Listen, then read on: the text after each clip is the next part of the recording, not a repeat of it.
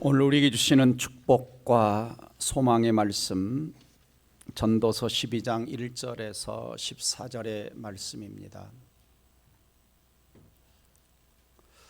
내게 주시는 음성으로 한 절씩 읽도록 하겠습니다. 시작. 너는 청년의 때에 너의 창조주를 기억하라. 곧 권고한 날이 이르기 전에, 나는 아무 낙이 없다고 할 해들이 가깝기 전에, 해와 빛과 달과 별들이 어둡기 전에, 비뒤에 구름이 다시 일어나기 전에 그리하라. 그런 날에는 집을 지키는 자들이 떨 것이며, 힘 있는 자들이 구부러질 것이며, 맷돌질하는 자들이 적어짐으로 그칠 것이며, 창들로 내다보는 자가 어두워질 것이며, 길거리 문들이 닫혀질 것이며, 맷돌 소리가 적어질 것이며, 새 소리로 말미암아 일어날 것이며, 음악하는 여자들은 다 쇠해질 것이며, 또한 그런 자들은 높은 곳을 두려워할 것이며, 길에서는 놀랄 것이며, 살구나무가 꽃이 필 것이며, 메뚜기도 짐이 될 것이며, 정욕이 그치리니 이는 사람이 자기의 영원한 집으로 돌아가고 조문객들이 거리로 왕래하게 됨이니라.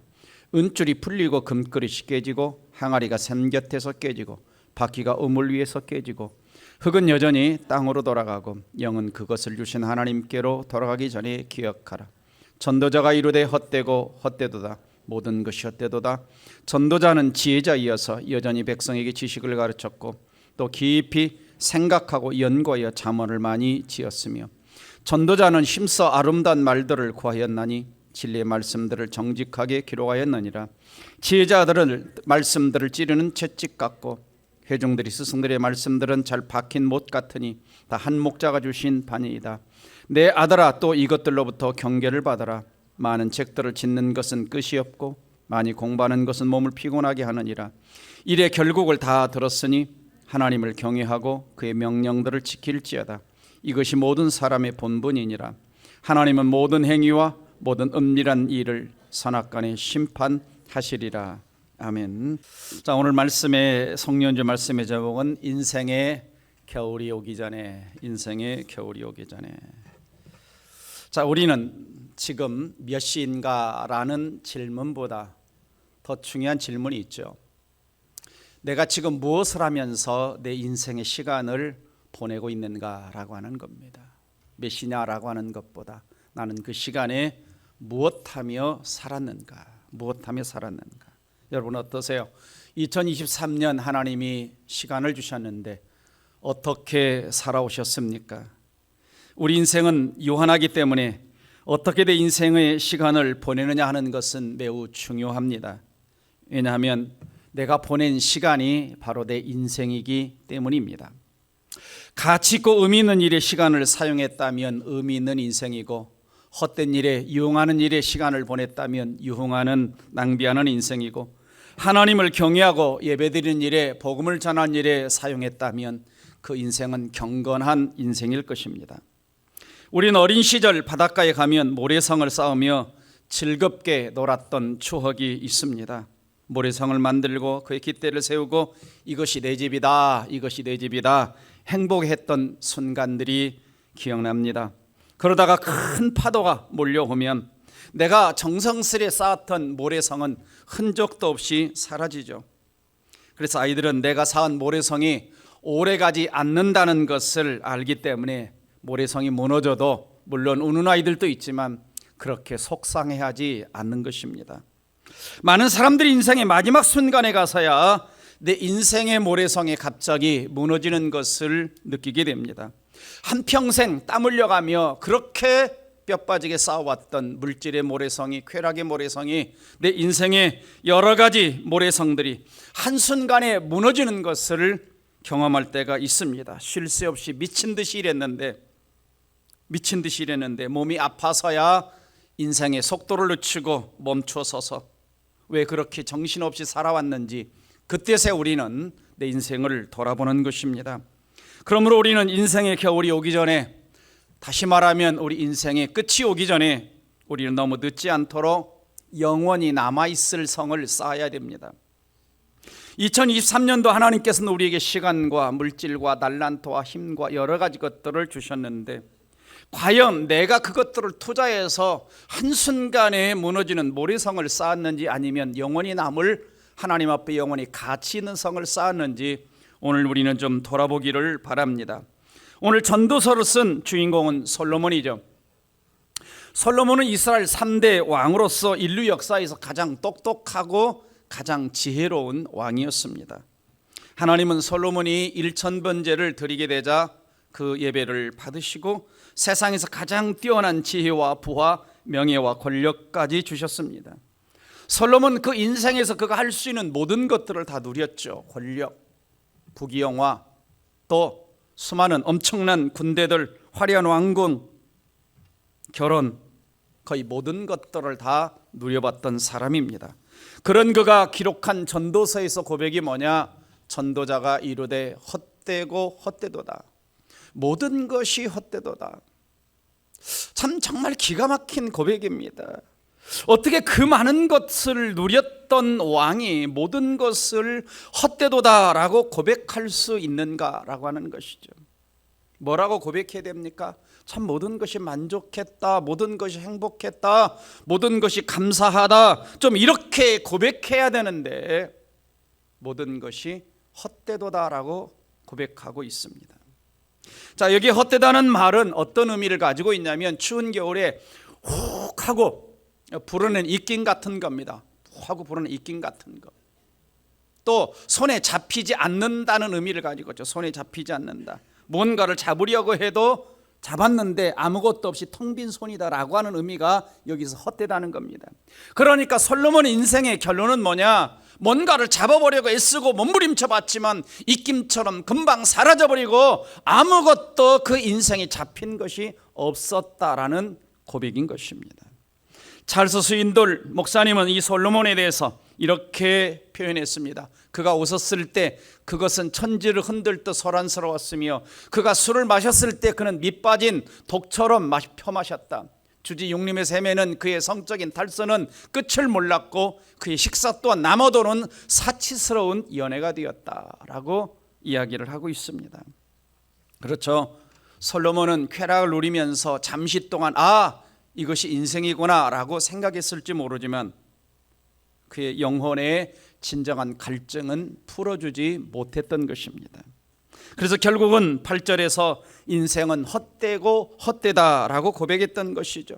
열심히 달렸는데 나중에 종착역에 도착해서 뭔가 자기 손을 보니 아무것도 자기 손에 잡힌 것이 없었다라는 것입니다.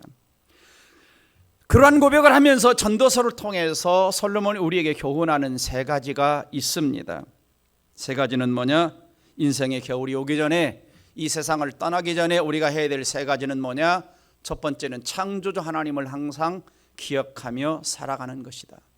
두 번째, 이 땅에 사는 동안 영원히 남을 책임 있는 인생을 살아가라.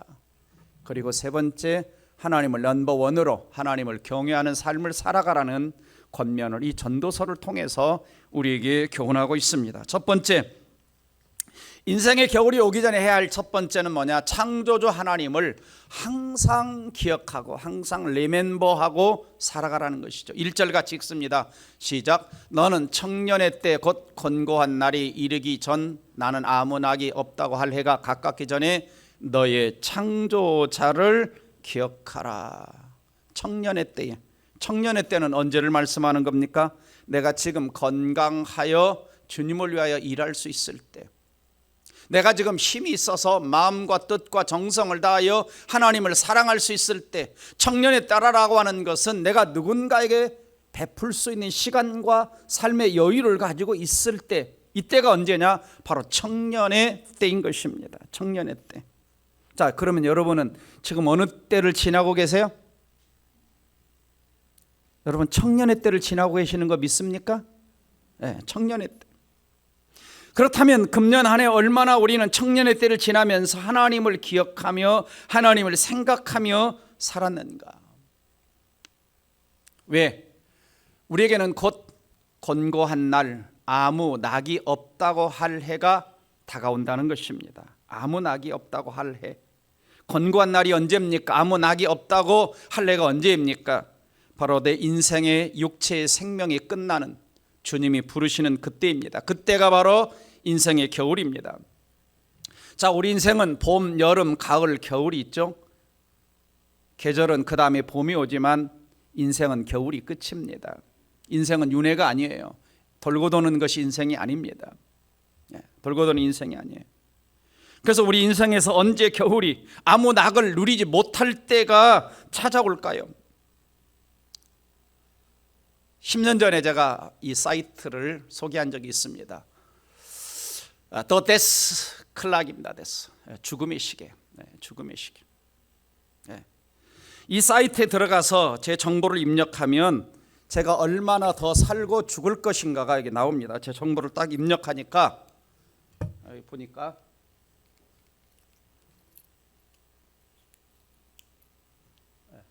안 나와. 여기 보면은 제 정보를 이렇게 입력하니까 쭉 몇 년까지 사냐 그러면 2045년 11월 16일까지.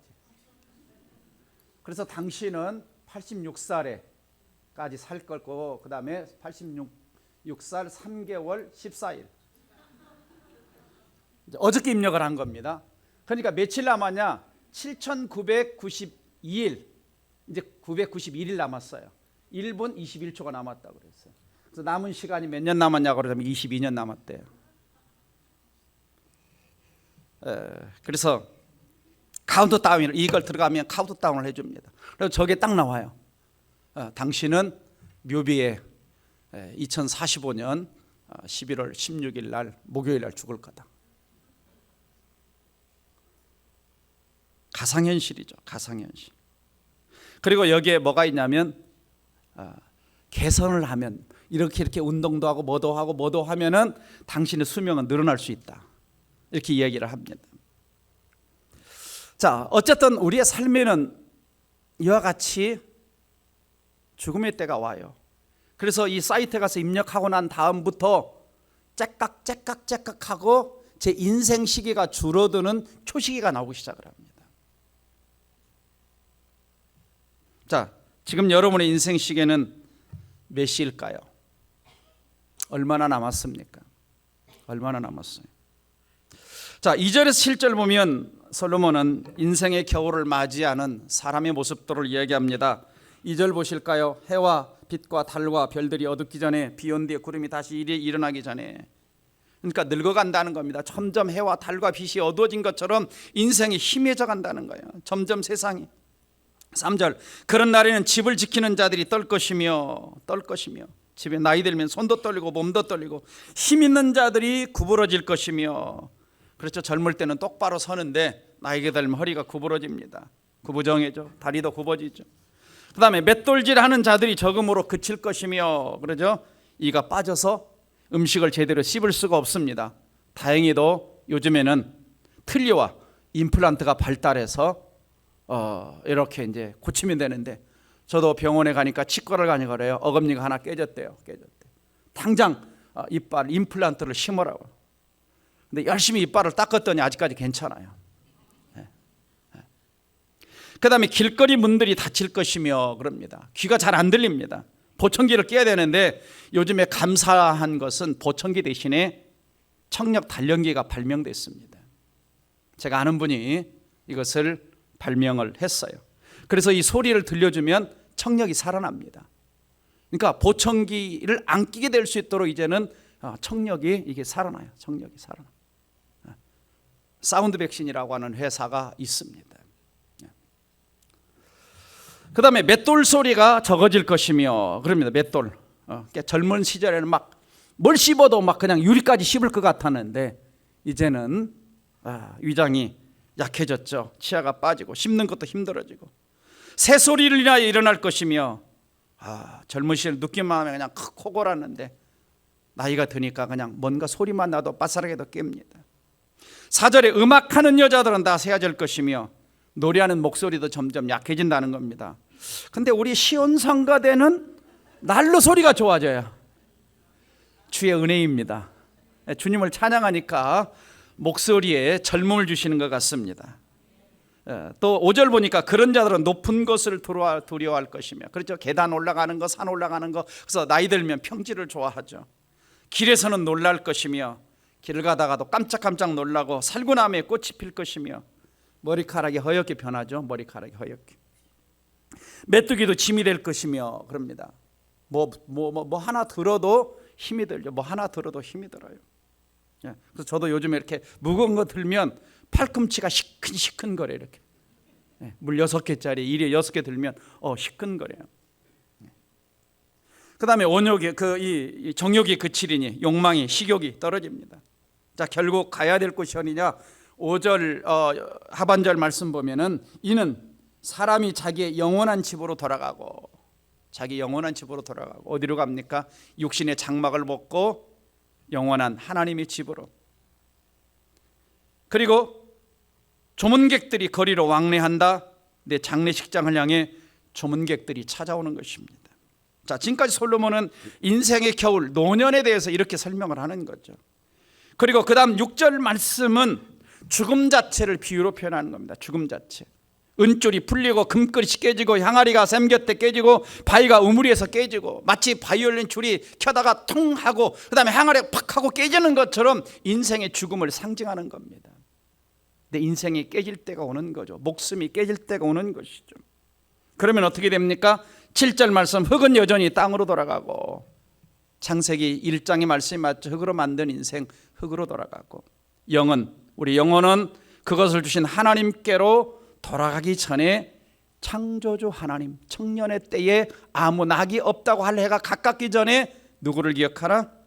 창조주 하나님을 기억하라. 인생의 겨울이 오기 전에, 곤고한 날이 오기 전에, 좀 더 일할 수 있을 때, 청년의 때에 날마다 창조주 하나님을 기억하며 살아가라. 창조주 하나님을 기억하라고 하는 가장 첫 번째 의미는 뭐냐? 이 세상을 떠나기 전에 반드시 예수 그리스도를 구원자와 주님으로 믿고 구원을 받으라는 겁니다. 지금 이 세상에 있는 사람들의 인생 열차는 사실은 어디를 향해 가고 있느냐? 지옥을 향해 달려가는 겁니다.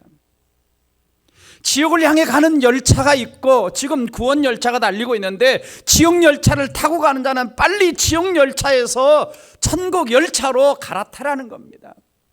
이것이 지금 청년의 때, 인생에 시간이 있을 때, 기회가 있을 때, 혹 이 자리에 아직까지 한 분이라도 예수 그리스도를 구원자 주님으로 영접하지 못한 분이 있다면, 이 해가 가기 전에, 오늘이 가기 전에, 아니 이 예배당을 나가기 전에 예수 그리스도를 여러분의 삶이 진정한 구원자와 주님으로 지옥행 열차에서 천국행 열차로 갈아타시기를 주의 이름으로 축원을 드립니다. 이 세상에서 천국 열차만 타도 인생 전체는 본전을 뽑은 겁니다. 천국 열차만 타도 인생 전체는 본전을 뽑은 거예요.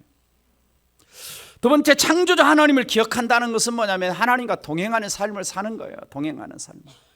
자, 예를 들면 어떤 분이 저에게 좋은 선물을 줬는데, 선물 주신 분은 아무런 기억도 안 하고 관심도 없이 받은 선물만 가지고 좋아한다면 어떻겠어요? 섭섭하겠죠.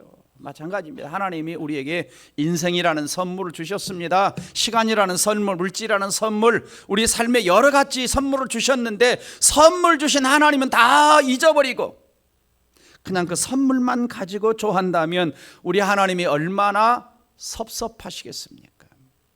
하나님을 기억하며 산다는 것은 나로 하여금 이 땅에 존재케 하신 하나님, 가족, 형제, 친척, 여러 가지 건강, 여러 가지 선물을 주신 하나님을 늘 기억하며 그분과 함께 살아가는 것이 창조주 하나님을 기억하는 삶인 것입니다.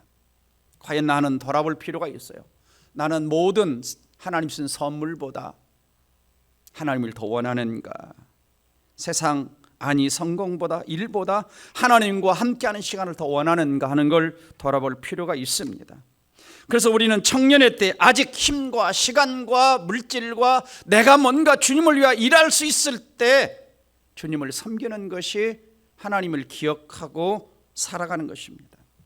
자, 여러분, 꽃을 선물할 때 싱싱한 꽃을 선물을 받아야 좋을까요? 다 시들어버린 꽃을 선물 받는 게 좋을까요? 예? 아시죠? 우리는 알아요. 싱싱한 꽃을, 아름다운 꽃을. 이게 청년의 때죠. 청년의 때. 청년의 때 내가 힘과 에너지가 있어서 뭔가 주님을 일할 수 있을 때 창조주 하나님을 섬기며 사는 것이 하나님을 기억하고 사는 겁니다. 하나님을 기억하고 사는 거예요. 어쩔 수 없이 기회 놓치시는 분들 내년부터 하시면 됩니다. 내년부터 나 좀 써주십시오. 나 좀 성가대 저 뒷줄 좀 앉게 해주세요. 이 앞에 악기 단원이 좀 되고 싶습니다. 아니면 수요일마다 와서 청소하는 사람이 되고 싶습니다. 아니면 아이들을 가르치는 사람이 되고 싶습니다. 우리에게 주어진 에너지를 낭비하지 마시기를 바랍니다. 낭비하지 마시기 바랍니다. 그게 하나님을 기억하며 사는 겁니다. 두 번째는 인생의 겨울이 오기 전에 하나님 앞과 사람들 앞에서 책임 있는 삶을 사는 거예요. 자, 전도서 11장 1절 2절 같이 읽어보면 시작. 너는 내 떡을 물 위에 던지라. 여러 날 후에 도로 찾으리라. 7에게나 8에게 나눠줄지어다. 무슨 재앙이 땅에 임하는지 내가 알지 못함이니라. 무슨 말입니까? 내게 있는 것, 그건 떡일 수도 있고 물질일 수도 있고 시간일 수도 있고 달란트일 수도 있고, 내게 있는 것을 나 혼자 못 들고 나 혼자 먹고 나 자신만을 위한 이기적인 인생, 자기중심적인 인생을 살지 말고 그것을 나눠주라는 겁니다. 7에게나 8에게 베풀고 나누며 살라는 거예요. 하나님 앞에 사람들 앞에 책임 있는 삶을 살아가라는 겁니다. 유대 자문에 이런 말씀이 있습니다. 가지고 있는 모든 것은 잃어버린다. 주는 것이 남기는 것이다. 주는 것이 남기는 것이다. 우리는 내 손에 뭔가 쥐고 있을 때 그걸 내 소유라고 생각합니다. 내가 붙들고 있는 시간, 달란트, 물질, 이거 다 가지고 무덤까지 갈 수가 없어요. 우리에게 주어진 인생 시간 내 것이 아닙니다. 내 마음대로 사용한 시간, 우리는 반드시 하나님 앞에 인생 결산서를 쓸 날이 다가옵니다. 우리는 그 시대의 것이죠. 주보에 제가 실어놨지만 성지순례로 이집트를 갔을 때 룩소르라고 하는 곳을 가면 왕들의 무덤이 있습니다. 왕들의 무덤. 자, 왕들의 무덤이 다 이렇게 도굴꾼들에 의해서 다 이렇게 도둑질 맞았어요. 그런데 유일하게 투탕카멘의 무덤, 주전 1332년에 세상을 떠난 투탕카멘의 무덤만이 완벽하게 보존되어 있습니다. 그래서 1922년 11월 20일 많은 소장품과 함께 발견됐죠. 자, 이집트 왕들은요, 왕이 죽을 때 어떻게 하느냐면, 그때 가이드의 설명을 들어보니까 왕이 태어날 때부터 썼던 모든 것, 그러니까 뭐도 있냐면 보니까 자치기도 있어요. 구슬도 있어 가지고 놀았던. 그 다음에 썼던 왕관, 수많은 부장품들, 의자, 이런 것들이 다 무덤에 넣어놓는 거예요. 그냥 왕이 썼으니까 얼마나 값진 것들이 많겠습니까? 값진 것들이. 근데 그것을 다 도굴꾼들이 훔쳐가는 거예요. 근데 유일하게 이 투탕카멘의 무덤은 도굴이 안 되고 발각된 거죠. 발각된 겁니다. 그래서 그의 얼굴을 쌌던 것이 저렇게 순금으로 110kg. 별로 안 놀라시는데 요즘 금값이 비싸죠. 그래서 이번에 그 조카가 이 쌍둥이를 낳는데 반돈 둘이니까 한돈을 해주는데 36만 원. 그러니까 110kg니까 하여간 모르겠어. 하여간 110kg. 110kg. 자, 무덤까지 다 가지고 갔는데 자기가 쓸 수도 없고, 그게 자기 것이 되는 것도 아니에요. 자기 것이 되는 것도 아니에요. 언젠가 우리는 하나님 앞에 내가 주신 자원들을 어디다 썼는지, 내가 어디다 썼는지 하나님 앞에 계산할 날이 올 것입니다. 그렇죠.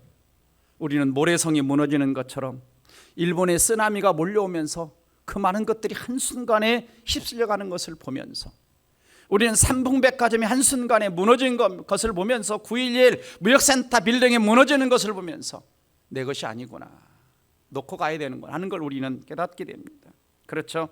핸드폰 사용, 시간표, 신용카드, 매출카드 이런 것들을 보면 내가 내 인생을 어디에 많이 썼는가 하는 것이 잘 나옵니다. 잘 나와요. 그래서 20대가 하루에 스마트폰을 4시간 9분을 쓴다고 합니다. 인생 전체를 따져보세요. 얼마나 많겠습니까? 그래서 사람들이 죽으면 후회하는 가장 흔한 4가지 유형이 더 깊이 사랑했으면 좋았을 것을, 더 자주 웃고 살았으면 좋았을 것을, 더 많이 베풀며 살았으면 좋았을 것을, 더 용감하게 살았으면 좋았을 것을.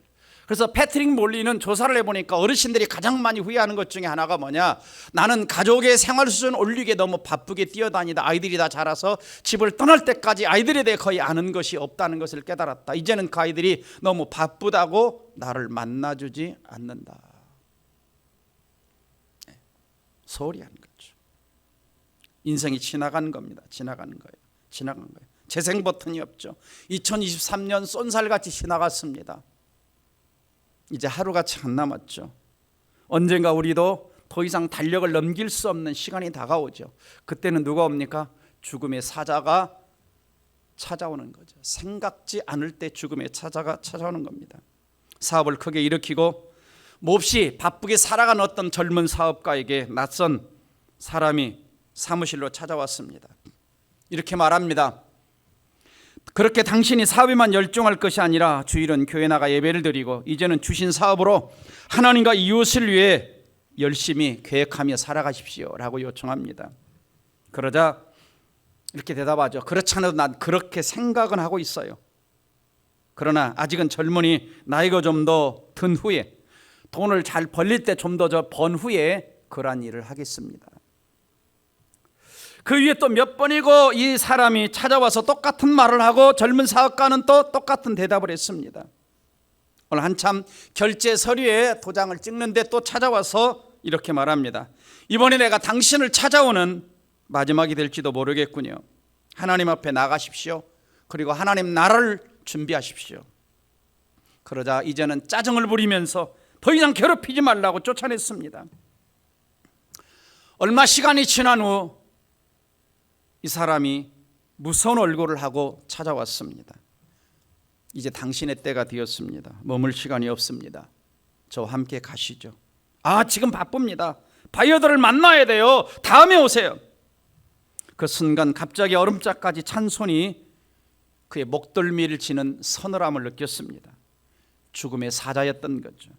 이제는 시간을 달라고 애원해도 발부둥쳐 유언이나 하게 해달라고 매달려도 소용이 없었습니다. 소용이 없었어요. 그래서 우리는 인생의 겨울이 오기 전에 책임 있는 삶을 살아가려면 물질 너머의 세계를 볼 줄을 알아야 됩니다. 그리고 내가 짓고 있는데 인생의 공사 현장을 꼼꼼하게, 정말 내 인생의 공장을, 이 현장을 잘 짓고 있는지, 모래성을 짓고 있는 건지, 영원히 남을 집을 짓고 있는지, 반석의 집을 짓고 있는지 우리는 돌아봐야 합니다. 2001년 미국 무역센터 테러 사건은 전 세계 사람들에게 엄청난 충격을 주었죠. 빌딩이 무너지는데 고층에 살던 사람들이 비상벨 소리를 듣고 막 내려옵니다. 근데 그때 어떤 한 사람이 뛰어 올라가는 거예요. 왜 뛰어 올라가느냐고. 내 사무실 서랍에 지갑을 놓고 와서. 그 뒤로 그 사람의 얼굴을 볼 수 없었다고 합니다. 정말 무엇이 중요한가라고 하는 것이죠. 무엇이 중요한가. 성경에도 같은 이야기가 있죠. 소돔과 고모라 성에 유황불이 떨어져 사람들이 죽어갈 때 뒤를 돌아봤던 롯의 아내는 소금 기둥이 되고 말았습니다. 뭐가 그를 뒤돌아보게 했을까요? 우리는 인생의 겨울이 오기 전에 내가 가진 물질, 시간, 달란트, 좀 가장 가치 있는 일에, 영원히 남는 일에, 그리고 누군가를 떠내보내는, 섬기는 일에 써야 됩니다. 마지막 세 번째, 인생의 겨울이 오기 전에 창조주 하나님을 기억하며 살아가는 겁니다. 경외하며. 첫 번째 아까는 기억이고 이제는 경외입니다. 더 가는 거예요. 자, 13절 같이 읽어봅니다. 시작. 이래 결국을 다 들었으니 하나님을 경외하고 그의 명령들을 지킬지어다. 이것이 모든 사람의 본분이니라. 이래 결국 헛되고 헛되다 이거 다 들었지 않냐? 그러므로 우리가 할 일, 최종적으로 할 일이 있다면 하나님을 경외하고 그 말씀에 순종하는 것이, 이것이 이 땅에 하나님이 창조하신 모든 인간들의 본분이다라고 이야기를 합니다. 또 전도서 3장 13절도 같이 읽어봅니다. 시작. 하나님께서 행하시는 모든 것은 영원히 있을 것이라. 그 위에 더할 수도 없고 그것을 덜할 수도 없나니 하나님이 이같이 행하시면 사람들이 그의 앞에서 경외하게 하려 하심인 줄을 내가 알았도다. 경외하게. 경외한다는 것은 뭐냐? 히브리어로 야라인데, 야라. 하나님을 두려워하다, 존경하다. 그러니까 하나님 앞에서 내가 두려워하면서 함부로 행동하지 않는 것이고, 내 삶에서 하나님을 가장 귀한 분으로 높여드리는 것이 뭐냐? 이게 경외하다라는 뜻입니다. 우리가 영화 배너 이야기를 잘 알고 계시죠? 기억에 남는 장면은 노예선에서 인간 이하의 취급을 받으며 살아왔던, 고통당했던 이 배너가 배가 난파되는 순간 자기를 그렇게 구속했던 총사령관을 구출하지 않습니까? 구출합니다. 아마 죽도록 내버려두는 것이 나았을지 모르는데 배너가 이 총사령관을 건져주죠. 총사령관이 묻습니다. 왜 나를 구해주었냐? 그때 배너가 이렇게 대답하죠. 내게는 아직 여호와 하나님과 지켜야 할 약속이 있다. 나는 아직 하나님과 지켜야 될 약속, 내가 순종해야 할 하나님 앞에 약속한 것, 그것이 있다는 겁니다. 그래서 나는 지금 이 순간 당신을 건져내는 것이다. 하나님과 지킬 약속이 있기 때문에. 바로 그게 뭡니까? 이것이 하나님을 경외하는 것입니다. 말씀 붙들고 부들부들 떨며 순종하며 사는 것, 그것이 하나님을 경외하는 것이죠. 그래서 하나님을 경외한다는 것을 구체적으로 알려주는 하나의 사례가 창세기 22장에 아브라함이 이삭을 번제로 바치는 사건입니다. 창세기 22장 12절 같이 읽어볼까요? 그 아이에게 내 손을 대지 말라. 그에게 아무 일도 하지 말라. 내가 내 아들 독자까지도 내게 아끼지 아니하였으니 내가 이제야 내가 하나님을 경외하는 줄을 아노라 그랬어요. 아노라. 그러니까 우리는 이 아브라함의 사건, 이삭을 바치는 사건을 통해서 하나님을 경외하는 것이 뭐냐라고 하는 것이죠. 하나님을 경외한다라고 하는 것은 추상적인 것이 아니라 최고의 선물을 하나님께 드리는 겁니다.